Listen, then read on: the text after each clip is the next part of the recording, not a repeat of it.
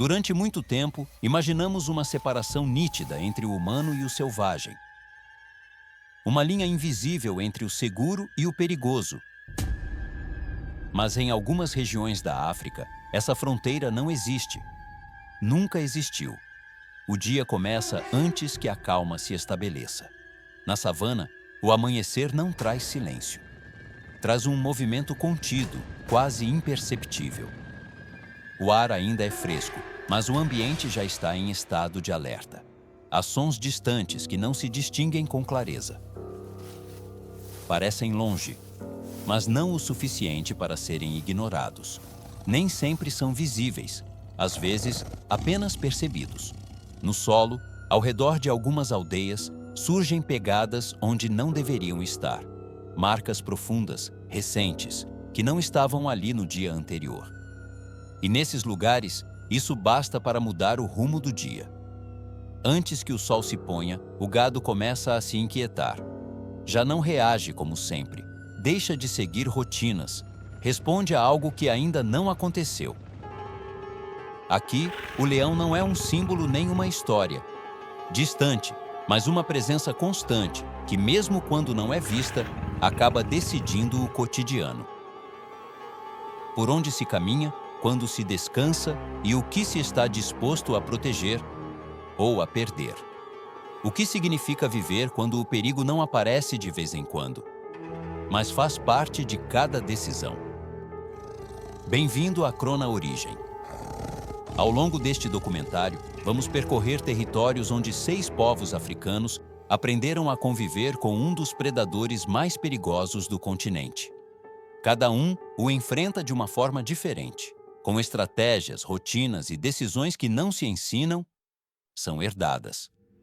Antes de avançar, se você se interessa por histórias reais, documentadas e contadas com respeito, este é o seu lugar. Porque só ao chegar até o final, você vai entender o que acontece quando o perigo não é evitado. E para compreender como essa convivência é construída, é preciso começar por aqueles que tentaram impor limites ao leão com a única coisa que tinham, a própria terra. Tribo 1, Maasai, impor limites a um predador. Nas planícies abertas do sul do Quênia e do norte da Tanzânia, o leão não vive longe das pessoas, vive à mesma distância que o gado. Aqui, essa separação não se sustenta no terreno. Não existe um limite contínuo que marque até onde vai cada mundo. Há apenas um território aberto e exposto. Humanos e predadores interpretam os mesmos sinais. O vento, os sons distantes, os movimentos quase imperceptíveis da savana. Durante o dia, a presença do leão mal é percebida. Ele descansa à sombra, se oculta na vegetação, observa sem ser visto. Mas quando a luz começa a diminuir e o ar esfria, o equilíbrio muda. É então que o gado se torna o ponto mais frágil da paisagem. Animais concentrados, previsíveis, incapazes de reagir rapidamente a um ataque. Por isso, para os Maasai, o momento mais delicado do dia não é o amanhecer, mas o anoitecer. Antes que a noite caia por completo, a aldeia entra em movimento. Nada é improvisado. O gado é recolhido, agrupado e conduzido para o interior dos bomas, cercados circulares construídos com galhos espinhosos de acácia. Não são estruturas simbólicas nem tradições transformadas em costume. São uma resposta direta a um predador que conhece o terreno tão bem quanto aqueles que o habitam. Cada espinho cumpre uma função específica: dificultar o salto, frear o avanço, provocar hesitação, ganhar segundos.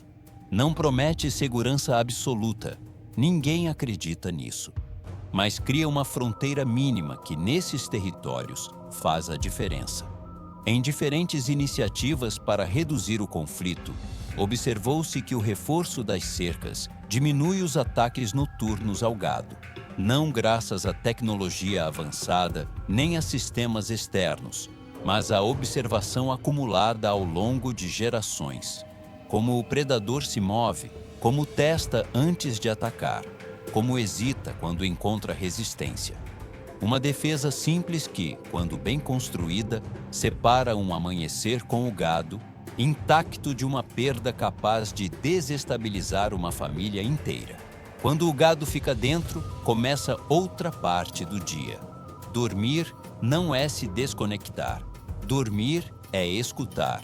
A noite se enche de sons que nem sempre podem ser identificados. Um estalo seco, um movimento que não se encaixa, um silêncio que se prolonga mais do que o habitual. Nem todas as noites há um ataque, mas todas as noites existe a possibilidade. Se um leão consegue entrar no cercado, a perda não é medida apenas em carne. Para os Maasai, o gado é alimento, status social, capacidade de troca e futuro. É o que sustenta a família no presente e a projeta para o amanhã. Perdê-lo implica desequilíbrio, vulnerabilidade e, em alguns casos, a ruptura completa da economia familiar.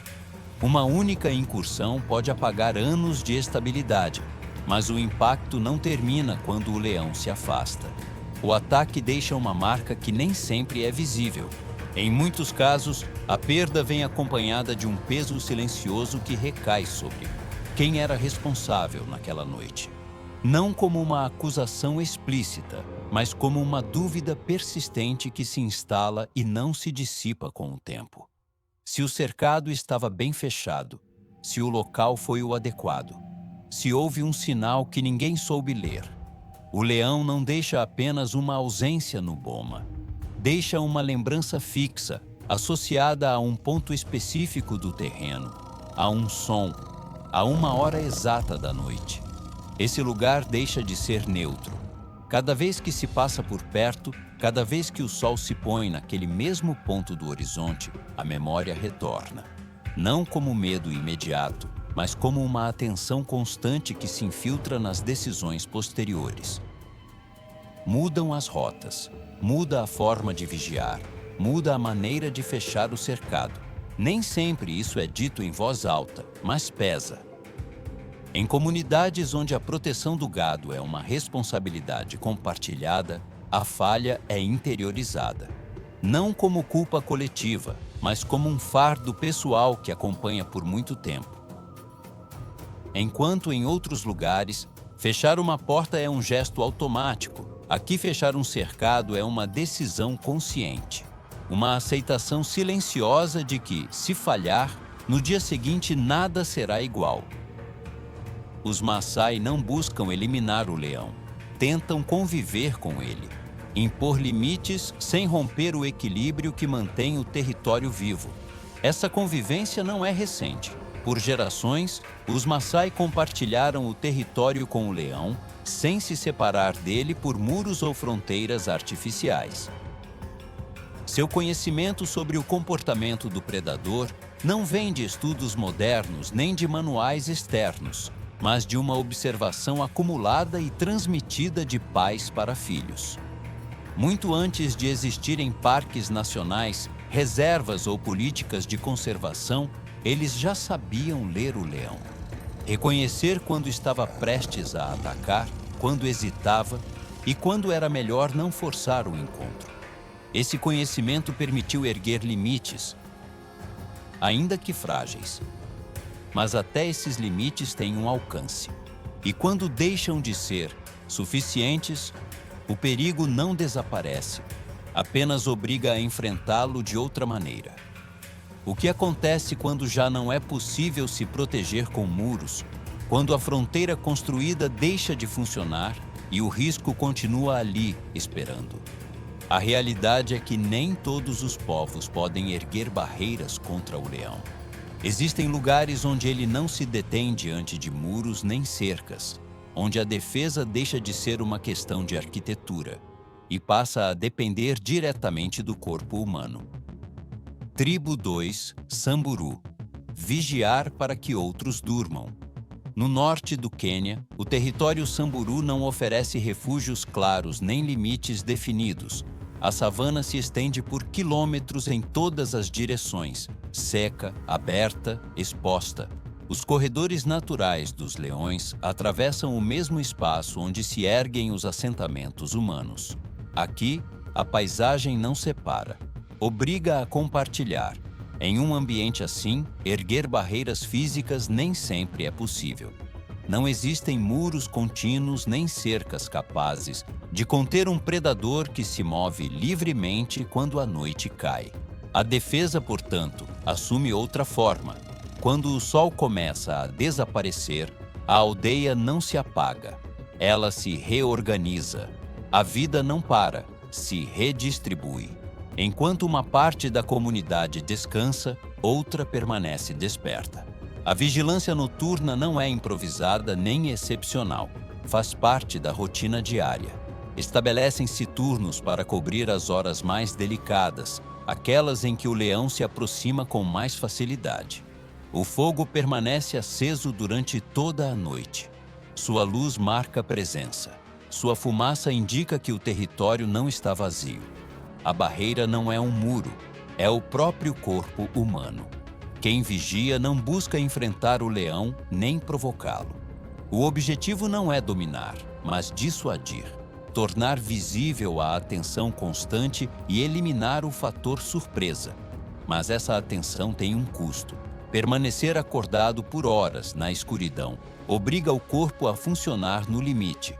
O cansaço não chega de uma vez, ele se infiltra. Surgem lapsos breves, quase imperceptíveis, nos quais a percepção se distorce. Uma sombra parece se mover, um som se confunde com outro. A noite deixa coisas demais sem confirmação. Nessas condições, manter a calma exige um esforço contínuo e exaustivo, e a vigilância não termina quando o sol nasce. Ela se arrasta para dentro do corpo. Dormir pouco altera o julgamento e torna mais frágil cada decisão do dia seguinte. Pastorear, se deslocar, proteger os mais jovens. Tudo acontece com menos espaço para erro. O risco noturno não desaparece. Ele se transfere para o dia. E nem todos vigiam da mesma forma. A responsabilidade de permanecer acordado não é distribuída ao acaso. Pesam a idade, a experiência e a posição dentro do grupo. Nem qualquer pessoa consegue assumir a guarda e sustentá-la por horas sem falhar. Quando a atenção relaxa, o impacto não é apenas individual. Nem sempre é mencionado, mas fica gravado na memória do grupo. Não como punição, mas como um aviso silencioso. Porque quando ocorre um ataque, o dano não recai sobre uma única família. Ele altera o equilíbrio de todo o grupo. Por isso, a proteção não é delegada, é compartilhada. E é nesse ponto que a ideia de segurança começa a se desfazer. O que significa sentir-se seguro quando a segurança depende de que outra pessoa não feche os olhos? Aqui, uma noite tranquila só existe porque outros permanecem em vigília. Em muitos lugares do mundo, damos como certo que alguém nos protege enquanto dormimos. Um sistema invisível, uma distância segura que raramente questionamos. No território Samburu, essa distância não existe. A proteção não é abstrata nem automática. É humana, diária e tangível. E ainda assim, este não é o limite. Existem lugares onde não há turnos, nem apoio, nem fogo compartilhado, onde a perda não se divide, ela cai inteira, e seguir em frente se transforma em um peso assumido em silêncio. É para lá que nos dirigimos.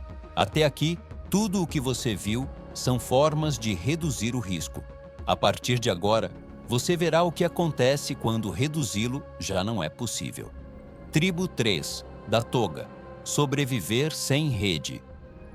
Nas regiões centrais da Tanzânia, os da Toga habitam territórios abertos onde não existem limites visíveis entre o espaço humano e o espaço do predador.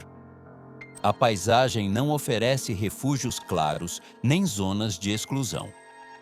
O pastoreio acontece em áreas compartilhadas, onde o gado e os leões utilizam os mesmos caminhos naturais, as mesmas rotas até a água, as mesmas passagens estreitas em que a visibilidade diminui e o risco aumenta. Cada dia começa com uma decisão implícita: avançar, sabendo que o perigo não pode ser eliminado, apenas administrado.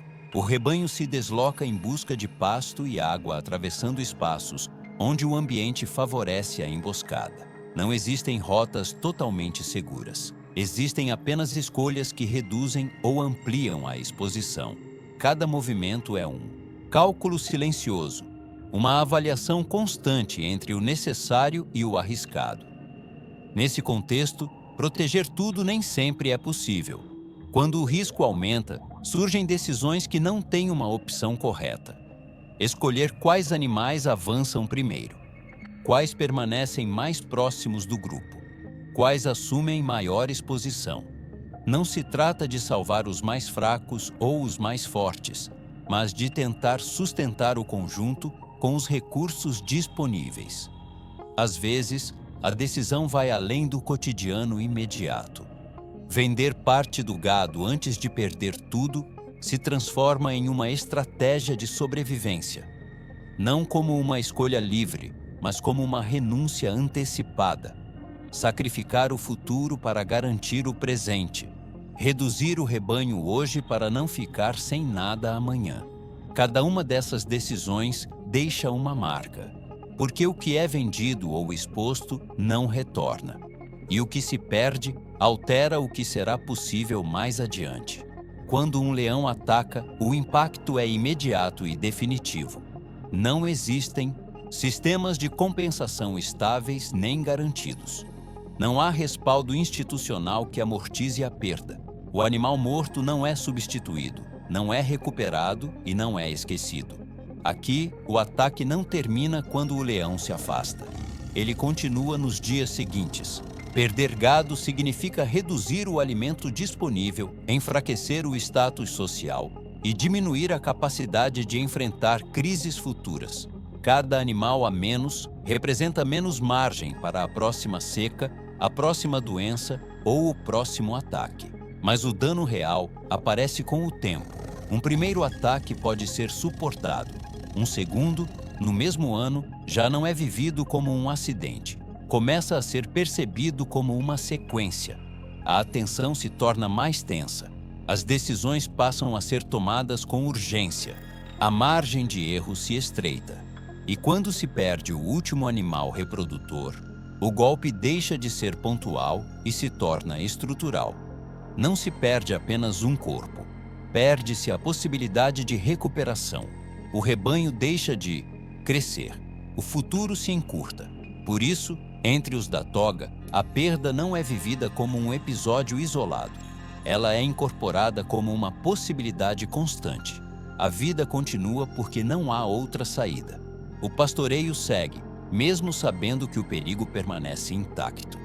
Em muitos lugares do mundo, perder algo é um contratempo, um erro que se corrige, um golpe que se ameniza com tempo, seguros ou apoio externo. Aqui, uma perda pode marcar o futuro de uma família por anos, não como uma exceção, mas como uma possibilidade sempre presente. Mas há algo que pesa mais do que a perda material, porque aqui não se sobrevive melhor, sobrevive-se sem alternativa. Inscreva-se no canal e continue assistindo, porque o que vem agora mostra o que acontece quando já não há margem, quando o risco deixa de poder ser reduzido. E agora você vai entender por quê. Tribo 4. Hamar. Quando o leão ataca aquilo que dá sentido. No Vale do Omo, no sul da Etiópia, a vida dos Hamar gira em torno do gado. Não como apenas mais uma atividade econômica, mas como o eixo que organiza a existência. Não é apenas uma fonte de alimento. Define riqueza, respeito e continuidade familiar. Aqui, o que é importante não se acumula em objetos imóveis. Caminha, se desloca e respira. E enquanto existe, sustenta uma rede de relações que mantém a vida cotidiana. O território que habitam não está isolado da fauna selvagem. Os leões se movem pelas mesmas áreas onde o gado pasta e onde as famílias erguem seus assentamentos. Não aparecem todos os dias, mas sua presença nunca é descartada. Quando um leão ataca, o dano não se limita à perda material. Ele atinge diretamente a estrutura social. Perder gado significa perder prestígio, capacidade de troca e, em alguns casos, voz dentro do clã. O impacto não é medido pelo que se perde, mas pelo que deixa de se sustentar depois. Relações que mudam, compromissos que já não podem ser cumpridos, uma presença que perde peso sem que ninguém o diga. Estudos antropológicos e trabalhos de campo no Vale do Omo documentaram que essa perda não afeta apenas a subsistência, mas também o tecido social e as redes de reciprocidade. A autoridade não se impõe, ela se sustenta. E quando o gado desaparece, sustentá-la se torna mais difícil. Depois, nem sempre há reprovações. O que permanece é o silêncio, uma memória associada a um lugar, a uma noite específica, que não é nomeada, mas não é esquecida. Por isso, entre os Hamar, a proteção do gado é uma prioridade constante. As decisões diárias, onde pastar, por quanto tempo permanecer, quando retornar, são tomadas pensando em evitar o encontro. Nem sempre se consegue, mas cada escolha busca reduzir um risco que nunca desaparece por completo. O medo não assume a forma da fuga. Ele se expressa como tensão contínua. A necessidade de manter intacto aquilo que dá sentido à vida cotidiana. Quando a noite cai, o risco se intensifica. A escuridão reduz a visibilidade e favorece o predador. Cada som ganha peso. Cada movimento fora do esperado é avaliado rapidamente. A atenção não relaxa, porque fazê-lo significaria aceitar uma vulnerabilidade que nem sempre pode ser assumida. Nada termina quando o leão vai embora. A partir daí, o território se torna menor.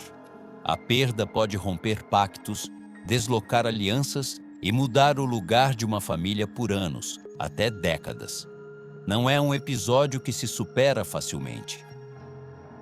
É um corte que reorganiza o que será possível a partir daquele momento. No nosso mundo, o que é importante costuma ser medido em números, documentos ou propriedades. Aqui, aquilo que sustenta uma vida pode desaparecer em uma única noite. E com isso, também a estabilidade construída ao longo de décadas. O que está em jogo não é apenas a sobrevivência imediata, é a continuidade de um modo de vida, a possibilidade de continuar ocupando um lugar reconhecido. Até agora, você viu como se protege aquilo que se tem. Mas existem lugares onde o risco vai além da perda material. Onde o leão não ameaça apenas o que você possui, ameaça diretamente aquilo que você é. Tribo 5. Hadza. Aceitar a vulnerabilidade. Nas proximidades do lago Eyasi, na Tanzânia, os Hadza vivem sem muros que separem o corpo humano do ambiente. Não constroem cercas, nem erguem defesas permanentes. Seu modo de vida não prevê o isolamento do território, porque isso significaria romper a relação direta que mantém com ele. Seus acampamentos são temporários, abrigos leves, pensados para durar pouco. Nada é feito para permanecer muito tempo no mesmo lugar. Nem mesmo a sensação de segurança. Aqui, ficar é uma decisão provisória, não uma garantia. E nessa paisagem, os leões não ocupam um espaço distante nem controlado. Eles se movem pelas mesmas áreas onde os Hadza caçam, descansam e se deslocam. Compartilham rotas, clareiras, trilhas e zonas de passagem. A convivência não se baseia no confronto, mas na leitura constante do ambiente. Dormir não significa se desconectar. Significa confiar em uma experiência acumulada ao longo de gerações. Nada interpõe uma distância real entre o corpo humano e o predador. A proteção não está no que se constrói, mas em como se leem os indícios. Pegadas recentes, sons que não se encaixam, mudanças mínimas nos animais. tudo acontece em tempo real. Todas as noites, alguém se deita sabendo que um único sinal pode ter sido interpretado de forma errada. Porque essa avaliação nem sempre leva à decisão correta. Às vezes, a informação é incompleta. Uma pegada antiga parece recente. Um silêncio é confundido com calma. Um movimento é atribuído ao vento. O erro nem sempre é imediato. Ele se revela depois, quando o ambiente responde de maneira inesperada. E então, o aprendizado não é teórico, é direto, corporal e deixa uma marca que não se esquece. O conhecimento Hadza não é transmitido apenas por palavras. Ele se ajusta com a experiência, inclusive com o erro. Cada falha redefine como se observa, quais sinais são priorizados e quais deixam de ser ignorados. Não há margem para repetir a mesma equivocação muitas vezes. Por isso, a atenção não é uma habilidade pontual. É um estado permanente. Não se ativa apenas quando o risco aparece. Acompanha cada deslocamento, cada pausa, cada momento de descanso. Mesmo quando tudo parece tranquilo, a vigilância nunca baixa completamente. Quando o risco aumenta, o acampamento não é reforçado. Não se organizam vigílias, nem se espera resistir. Toma-se uma decisão mais radical: partir. O movimento é a única proteção real. Mudar de lugar reduz a probabilidade do encontro, embora não a elimine. Permanecer quando o equilíbrio se rompe seria assumir um risco desnecessário. Abandonar um acampamento implica deixar para trás comida, ferramentas improvisadas, abrigos que exigiram tempo e esforço. E o deslocamento expõe. Caminhar por áreas abertas, atravessar espaços de baixa visibilidade, avançar com o cansaço corroendo a atenção. O trajeto por si só é vulnerabilidade. Mover-se significa começar de novo, buscar água, localizar áreas seguras, reconstruir o básico. Por isso, a decisão não é tomada de forma leviana. Cada deslocamento consome energia, tempo e espaço para erro. Ainda assim, quando o sinal é claro, ficar se torna mais perigoso do que partir. Entre os Hadza, a vulnerabilidade não é escondida nem combatida. É aceita como parte da vida. Não existe a ilusão de controle total, apenas a capacidade de se adaptar rapidamente e de reconhecer quando o ambiente deixou de ser favorável. Aqui, sobreviver não é se impor à natureza, mas saber quando permanecer e quando desaparecer a tempo. No nosso mundo, construímos sistemas para sentir que dominamos o espaço que habitamos. Muros, normas, distâncias e dispositivos que prometem segurança constante. Os Hadza aprenderam algo diferente: viver sem essa promessa. Aceitar que a atenção constante é a única defesa possível. Até aqui, cada resposta teve um limite, mas existe um último território onde esse limite desaparece. Um lugar onde não existe separação funcional, nem vigilância suficiente, nem movimento que garanta proteção. Onde humanos e leões coincidem repetidas vezes nos mesmos pontos, porque compartilham exatamente aquilo que sustenta a vida. E quando isso acontece, o perigo já não é evitado. Tribo 6, Himba. Quando não há escolha. No noroeste da Namíbia, na região de Kunene, a paisagem rompe com tudo o que vimos antes. Aqui não há savana verde, nem abundância de recursos. O território é árido e imprevisível. A terra se estende em áreas duras, onde a água não é um elemento estável, mas um acontecimento. E ainda assim, há leões. Não se trata de uma anomalia, nem de uma exceção isolada. Existem populações documentadas de leões que vivem em áreas áridas e semiáridas do noroeste da Namíbia. Eles podem percorrer grandes distâncias sob o sol, caçar com menos presas disponíveis e sobreviver onde a água é um recurso escasso e disputado. Esse mesmo ambiente é o lar dos Himba, A vida aqui se organiza em torno de poucos pontos críticos, os lugares onde ainda há água, poços, cursos sazonais, áreas onde a sobrevivência é possível por algumas horas a mais. Tudo gira em torno deles. Tudo converge para eles. E esses pontos não distinguem espécies. Humanos e leões são obrigados a coincidir, não por escolha, não por estratégia, porque não existe alternativa. Diferente de outros territórios, aqui quase não há rotas seguras, e deslocar-se nem sempre reduz o risco. Mover-se não garante proteção, permanecer, tampouco. A escassez reduz a margem de decisão até fazê-la desaparecer. Às vezes, o encontro não chega com rugidos nem perseguições, chega em silêncio. Um grupo rimba avança em direção a um ponto de água, após horas de calor. O gado vai à frente, cansado, lento. A poeira se levanta a cada passo. Ao chegar, as pegadas já estão ali, grandes, recentes. Não há dúvida sobre quem passou antes. Ninguém diz nada. Não há uma ordem clara nem um gesto evidente. Apenas uma pausa, uma espera tensa. O gado para. Os corpos permanecem imóveis. Cada segundo conta, mas mover-se rápido demais pode ser pior do que não se mover. O leão pode estar perto, ou pode não estar. Não há como saber com certeza. Esperar significa sede, cansaço, atraso no retorno. Avançar significa assumir um risco imediato. Não há opção correta. Apenas uma decisão silenciosa, sem margem de erro. E às vezes nem isso. Quando um leão aparece próximo a um assentamento rimba, nem sempre há tempo para reagir. A distância é curta. O ambiente não oferece refúgio. O encontro pode acontecer em pleno dia, não apenas à noite.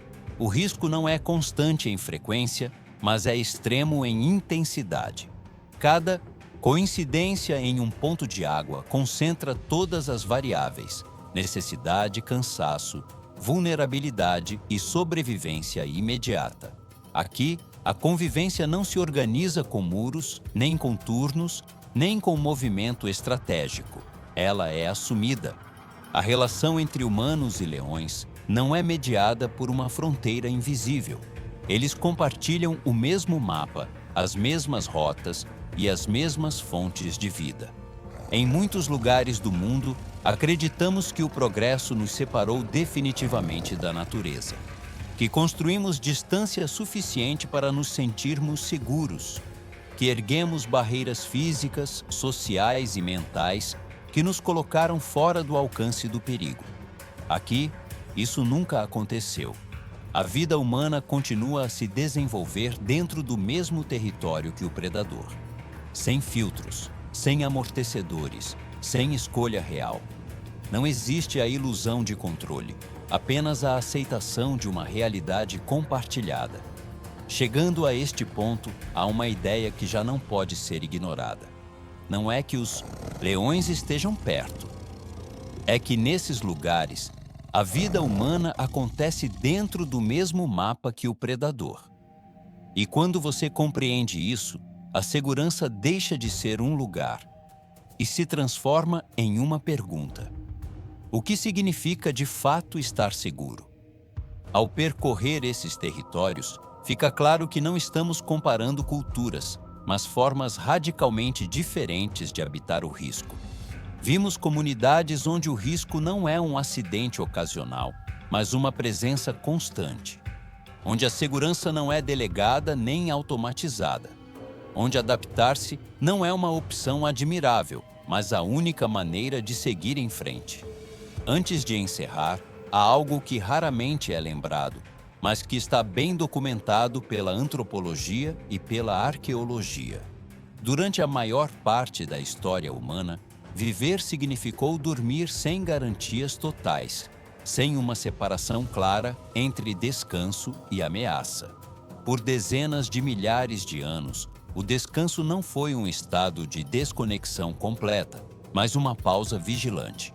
Dormir profundamente, sem vigilância constante ou abrigos sólidos, não foi a norma.